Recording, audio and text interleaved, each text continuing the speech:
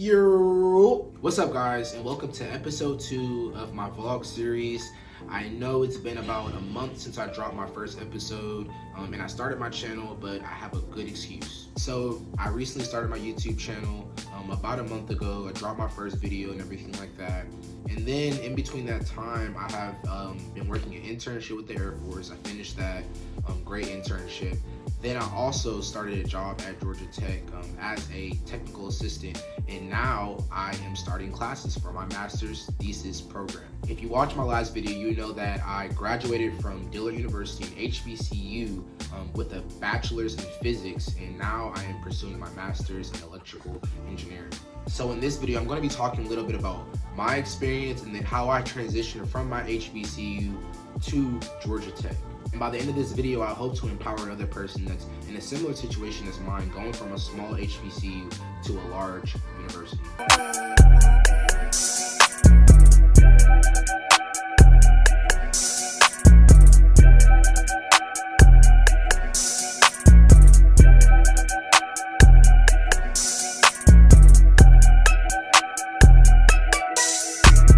So the first day of my classes on Monday, I really got to see, wow, this campus has so many students. Georgia Tech has around 26 to 30,000 students, and I think about 15 to 20,000 of them are in the graduate program, versus Dillard University has around 1,200, 1,300 students.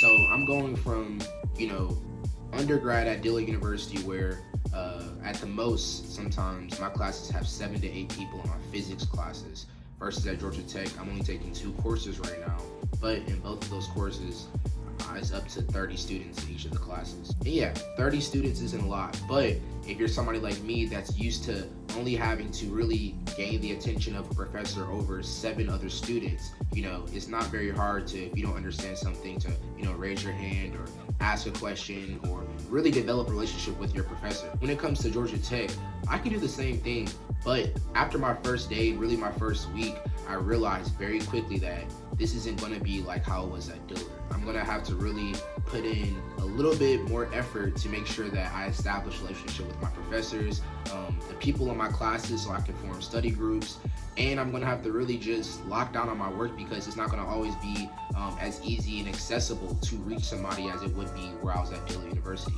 I don't know about y'all, but it's hard. To get from point A to point B of any part on Georgia Tech's campus, you're walking a minimum of 15 minutes. And we're not just talking about a regular 15 minutes, we're talking about 15 minutes in Atlanta heat.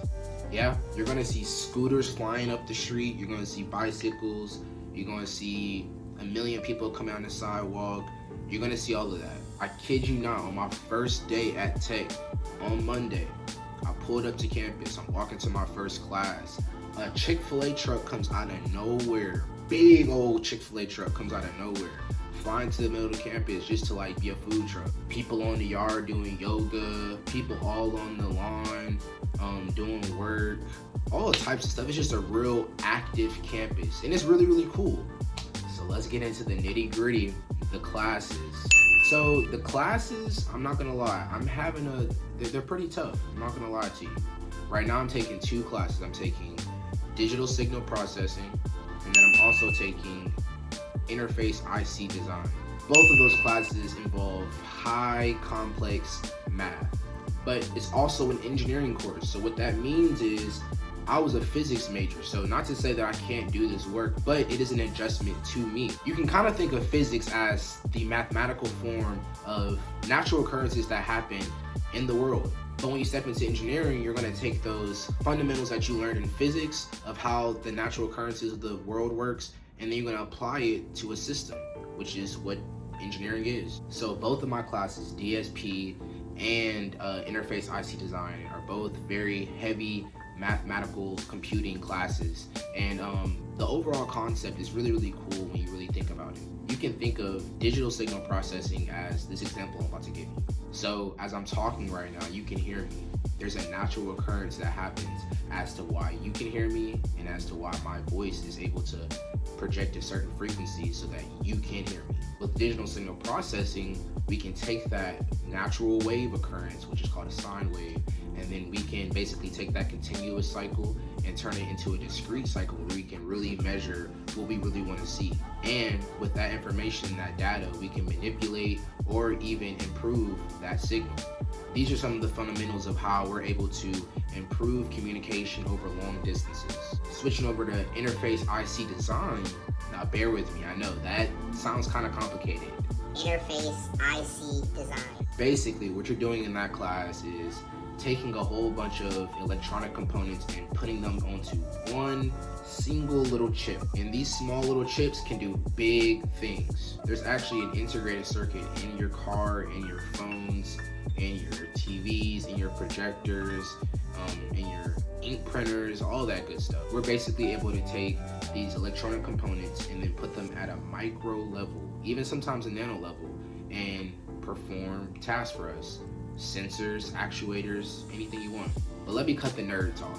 This is only my first week and I've already learned so much, but there is so much more to learn. But what I will say is that my transition from Dillard to Georgia Tech has been great due to Dillard University's physics department. Physics is the fundamentals of engineering. And if I didn't have those fundamentals enforced and instilled in me while I was at Dillard University, I don't think I would be here right now. Because I was able to utilize these smaller class spaces and really be able to develop a lot of relationships a lot quicker, I was able to really get internships, opportunities, really get to really dive deep into physics. So that really gave me a good kickstart to my engineering career. Hey, I don't know if you ever see this, but Dr. Abdallah Darwish, head of the physics department at Dillard University, you're the GOAT. Also, my favorite physics professor, Dr. David Rosmanith, you're the GOAT. Also, my Air Force Research Laboratory mentor, Dr. Vijay Bedi, you're the GOAT. Now let's talk about the cultural difference.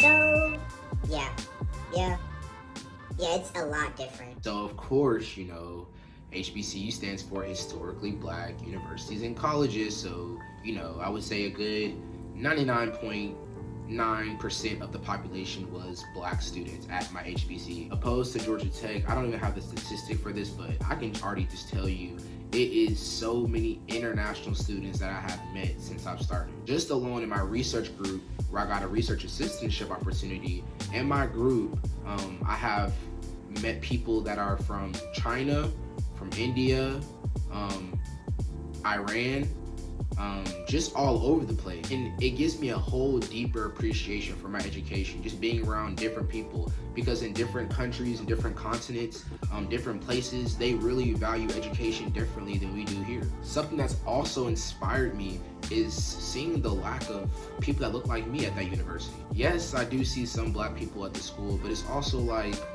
I wish I saw more. I guess that could just be the inner HBCU me, but something doesn't feel right about going to a university that provides so much in resources to its students and black people not being a part of that. Well, not enough black people being a part of that. Well, this is kind of where I want to kind of serve as a little bit of inspiration and empowerment for another person to see, hey, don't feel like you can't make this jump from this small university to this very large one. I'm all about walking it how I talk it, so I would never try to tell anybody to do something that I haven't already done or attempted myself.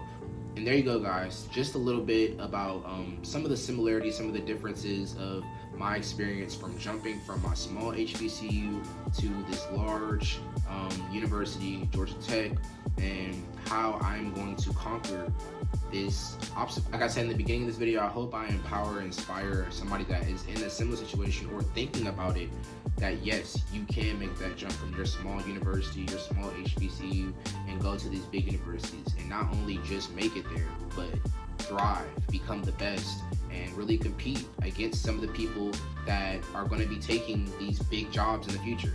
Always challenge yourself and get comfortable with being uncomfortable. Thank you guys for tuning in. Hope you guys subscribe. I'm also going to drop the link. My clothing brand is starting soon. I'm going to get that together. So if you guys also want to give something, I dropped the link for that as well. I'm going to continue to keep making videos for you guys. Follow my Instagram, follow my Twitter. Always making videos and stuff like that. And thank you guys for tuning in. Just have a great day. And you're